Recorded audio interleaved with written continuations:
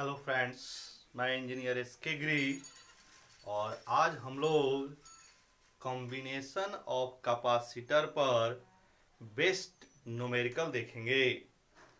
तो इसके पहले कुछ इम्पोर्टेंट सर्किट डायग्राम है, उसको हम लोग देख लेते हैं, उसके बाद न्यूमेरिकल स्टार्ट करेंगे।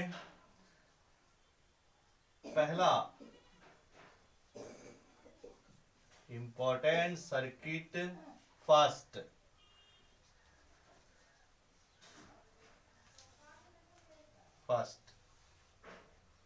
सपोज अगर इस तरह का कहीं भी नेटवर्क हमें दिखे, एक कैपेसिटर जो शॉर्ट सर्किट किया हुआ है, इस तरह का नेटवर्क दिखे, एक कैपेसिटर जिसकी वैल्यू यहाँ C लिखा हुआ है और इसको शॉर्ट सर्किट किया गया है।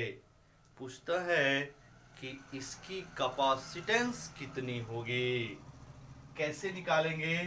सबसे पहले शॉर्ट सर्किट के बारे में हम लोग थोड़ा सा कंसेप्ट लेते हैं, उसके बाद में हम लोग इसकी कैपेसिटेंस निकालेंगे।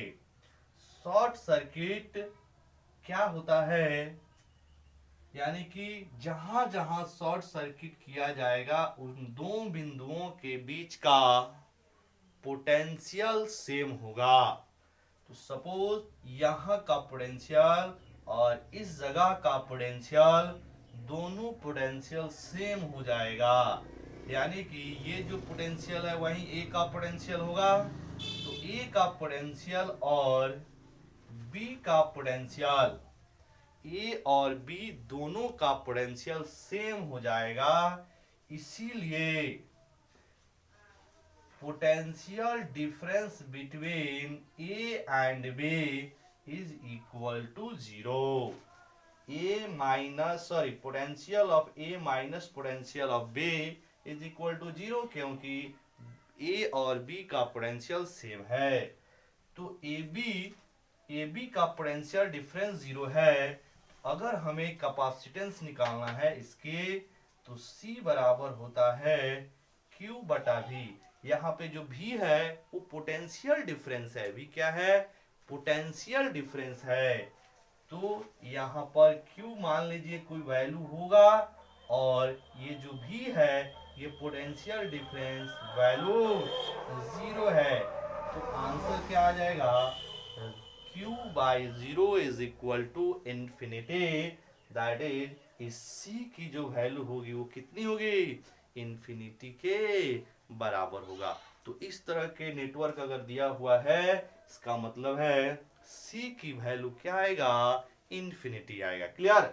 इसके बाद अब हम लोग दूसरा नेटवर्क देखते हैं, second network.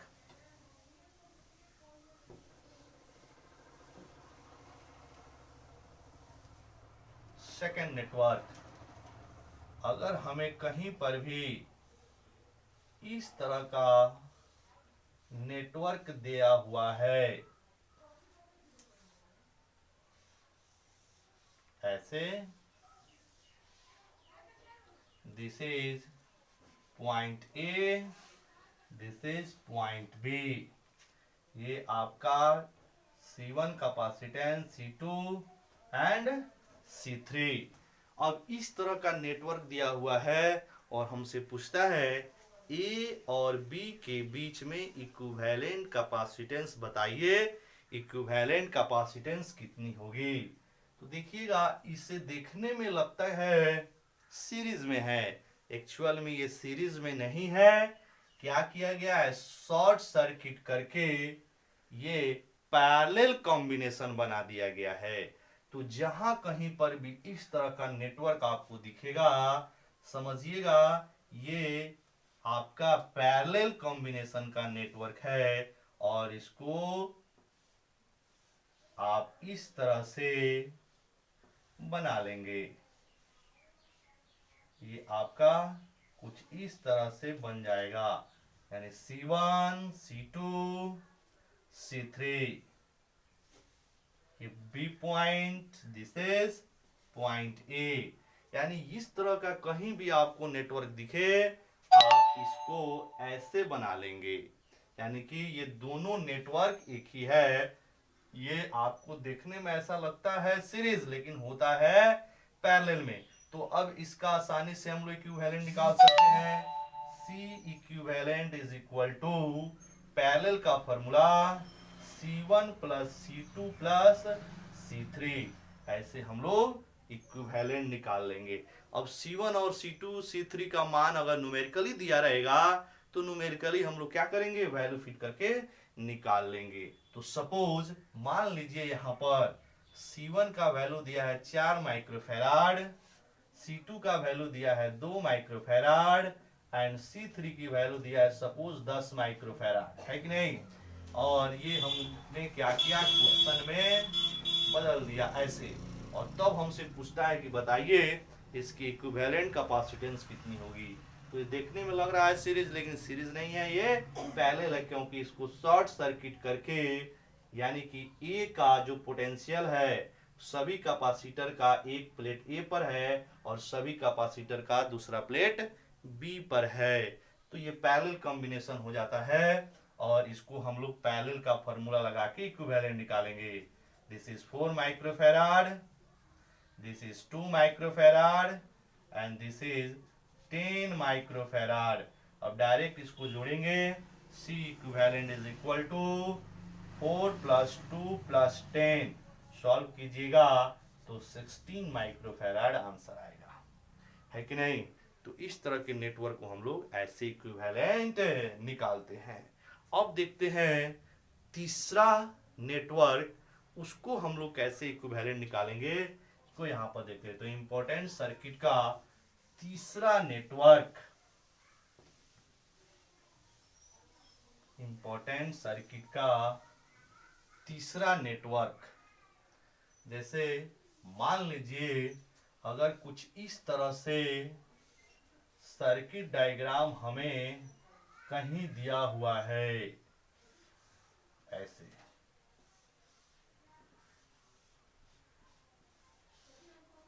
C1 C2 C3 C4 C5 और ये A है और ये आपका B है। अब इस तरह के नेटवर्क को देखने में क्या लगता है, ना तो ये सीरीज दिख रहा है ना ये पैरेलल कॉम्बिनेशन दिख रहा है कि नहीं। तो जहां कहीं पर भी अगर इस तरह का नेटवर्क दिखेगा, इसको हम लोग बोलते हैं हीट स्टोन ब्रिज, जो कि हम लोग करंट इलेक्ट्रिसिटी चैप्टर में हीट स्टोन ब्रिज के बारे में पढ़ेंगे। तो कहीं पर भी अगर हमें इस तरह का नेटवर्क दिखे तो सबसे पहले आप इस नेटवर्क को ऐसे बना लेंगे, इस नेटवर्क को हम लोग सबसे पहले इस तरह से सजा लेंगे ऐसे, ए बी और इस तरह से। अब देखिएगा जहां कहीं भी इस तरह का नेटवर्क दिखेगा सबसे पहले हम लोग इस नेटवर्क को ऐसे बना लेंगे और इसी को बोलते हैं हीट स्टोन ब्रिज, है कि नहीं। ये दोनों नेटवर्क सेम ही है। तो यहाँ पे जो C1 है वो इस जगह पे रहेगा C1, C1 के नीचे C2 है, तो C1 के नीचे ये वाला जो कैपेसिटर है ये C2 है। फिर से दाहिने तरफ आइए, ये C3, तो ये C3, ये ऊपर वाला ये हो जाएगा C3, फिर C3 के नीचे C4 है, तो ये हो जाएगा हमारा C4। और ये जो बीच में है ये कैपेसिटर यहाँ पर बीच में रहेगा C5। तो ऊपर वाले सर्किट को रिड्यूस करके हम लोग नीचे वाले सर्किट के फॉर्म में लिख लेंगे। इसके बाद जैसे आप ये काम कंप्लीट करेंगे, इसके बाद आपको चेक करना है। तो यहां पर लिखा हमने टू चेक, क्या चेक करना है कि C1 बटा C2 की वैल्यू क्या आ रहा है। C1 बटा C2 की वैल्यू क्या आ रहा है, कुछ ना कुछ आएगा। बिल्कुल उसी तरह C3 बटा C4 की वैल्यू क्या आ रही है, C3 बटा C4 की वैल्यू क्या आ रही है, C3 बटा C4 की वैल्यू क्या आ रही है। तो C1 बटा C2 मान लीजिए X आ गया, सपोज XYZ कुछ भी आ सकता है। उसी तरह C3/C4 का भी कुछ ना कुछ XYZ कुछ ना कुछ आएगा। सपोज मान लीजिए कि C1/C2 का मान x आया, x से मान लिया, और C3/C4 का मान भी x ही आ गया। यानी कहने का मतलब है C1/C2 और C3/C4 दोनों आपस में अगर बराबर आ जाए, तब हम लोग नेटवर्क क्या बनाएंगे। तो यहां पर हमने लिखा if C1/C2 is equal to C3/C4, अगर ये आपस में बराबर आ गए तब देन ये जो नेटवर्क है, इस नेटवर्क से C5 कैपेसिटर को रिमूव कर देंगे। इस नेटवर्क से C5 कैपेसिटर को रिमूव कर देते हैं और इसको हम लोग बोलते हैं बैलेंस हीट स्टोन ब्रिज। और बैलेंस हीट स्टोन ब्रिज में C5 में कोई भी चार्ज फ्लो नहीं करेगा, यानी कोई करंट फ्लो नहीं करेगा, इसीलिए यूजलेस होता है। इसको हम लोग क्या कहते हैं, निकाल देते हैं। तो ये आपका इस तरह से कुछ नेटवर्क अब हमें दिखाई पड़ेगा।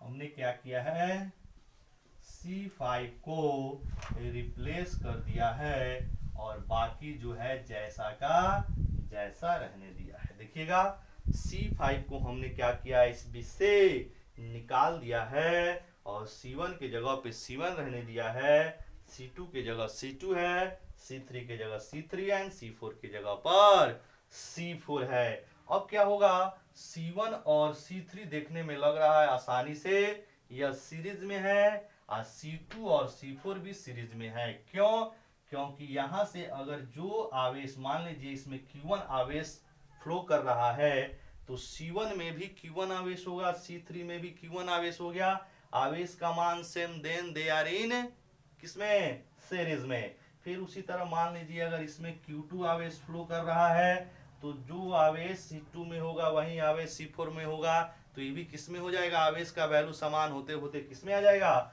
सीरीज में आ जाएगा। तो अब इसको रिड्यूस करना क्या हो जाएगा, हमारे लिए काफी आसान हो जाएगा। यानी यहां लिख सकते हैं C1 and C3 are in series, also C2 and C4 are in series. दोनों के दोनों किस में आ गए, सीरीज में आ गए। तो सीरीज में आएगा तो आसानी से सीरीज का फॉर्मूला लगा देंगे, कुछ ना कुछ आएगा इसका इक्विवेलेंट।